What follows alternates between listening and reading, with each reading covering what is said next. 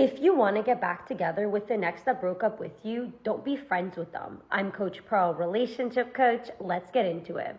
So I understand why it can be so tempting to be friends with your ex. You might feel this sense of safety or closeness to them if you're able to be friends with them.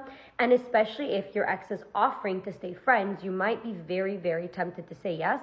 But let me explain why it's an awful decision to make. If you choose to stay friends with your ex, you're basically not going to give your ex any incentive to ever recommit to a relationship with you, because you're essentially allowing your ex to have all the benefits of a relationship without the actual title of a relationship. When you're friends with an ex that broke up with you, you're basically giving your ex the security and safety of knowing that you're still there. So your ex knows deep down that the reason why you're still around and you're still friends with them is because obviously you still like them. And so your ex knows that they have the power to get back together with you if they want you again. And the problem with that is that you're not giving your ex the opportunity to actually miss you or to actually experience what it's like to lose every single benefit of having you in their lives. If you're giving your ex every single benefit of a relationship without the title, why would they ever commit to you?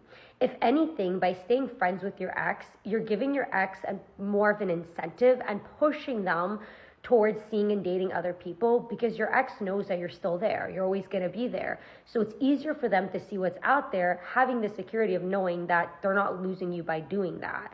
So if you choose to be friends with your ex, you actually can allow your ex to very, very slowly detach from you and to let you go.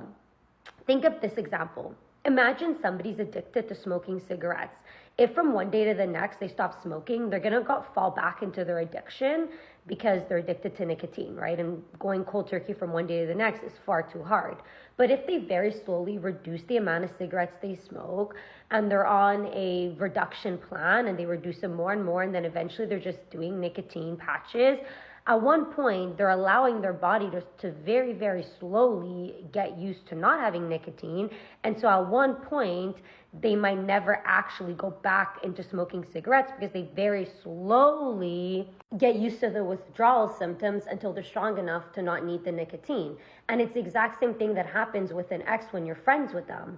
If you're still in their lives and you're still friends with them, you're giving your ex the opportunity to very slowly, emotionally and mentally detach from you until they're strong enough to live life without you, which is the opposite of what you want to do.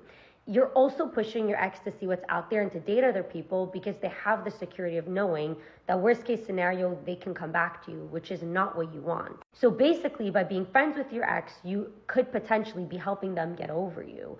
What you want to do is the opposite. You want to go into no